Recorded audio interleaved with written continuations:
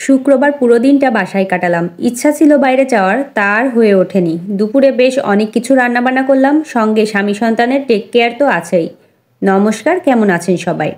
বেলা বাজে 11:30 মতো। দুপুরে রান্নার জন্য সব কিছু গুছিয়ে নিয়েছি।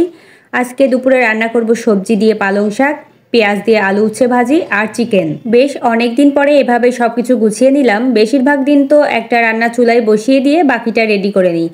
একবারে সব কিছু গুছিয়ে নিলে আবার রান্না করতে সুবিধা হয়।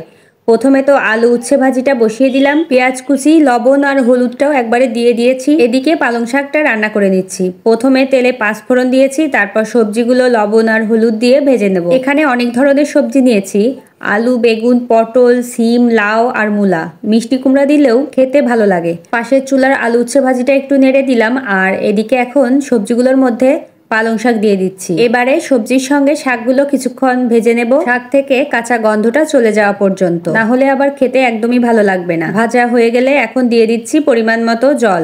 জল খুব কমই দিলাম, কারণ সবজি অর্ধেকের বেশি সিদ্ধ হয়ে গিয়েছে। তাছাড়া শাক সিদ্ধ হতে তো খুব বেশি জলের প্রয়োজনও নেই। পাশের চুলায় আলু আর উচ্ছে ভাজিটা হয়ে গিয়েছে, তুলে নিচ্ছি। আলু আর উচ্ছেটা সবসময় আমি একটু পোড়া পোড়া করে ভাজি করি, তাহলে খেতে ভালো লাগে। এদিকে পালং শাকের তরকারিটা রান্নাও কমপ্লিট, তুলে রাখছি। এরপর শুধু চিকেনটা রান্না করব। চিকেন রান্নার জন্য প্রথমে আলুগুলো লবণ আর হলুদ দিয়ে ভেজে তুলে নিলাম। চিকেনের আলুগুলো লাল লাল করে ভাজলে কিন্তু খেতে বেশি ভালো লাগে। তারপর ওই তেলেই মশলা দিয়ে কষিয়ে নিচ্ছি। মাংস রান্নাতে যে মশলাগুলো লাগে আর কি, ওগুলোই দিয়েছি। মশলা কিছুক্ষণ ভালোভাবে কষিয়ে নিয়ে এবারে চিকেনগুলো দিয়ে দেব।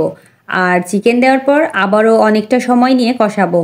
যে কোনো তরকারিতেই কষানোটা যত ভালো হয়, খেতেও কিন্তু তত বেশি টেস্টি হয়।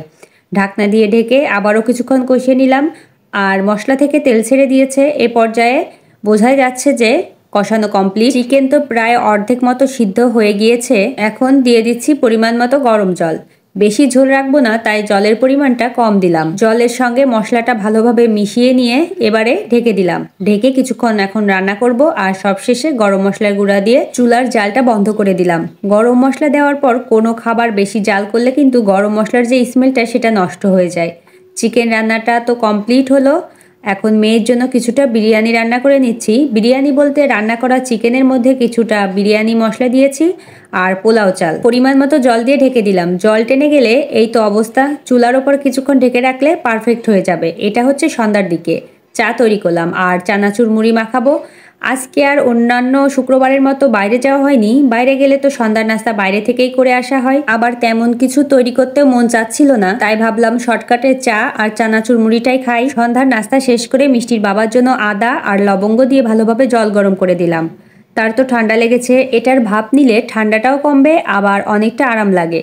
মিষ্টি তো অবাক হয়ে দেখছিল যে তার বাবা এটা কি করছে। আবার মাঝে মধ্যে তার বাবার কাছে গিয়ে তার বাবার নাক পর্যবেক্ষণ করছিল।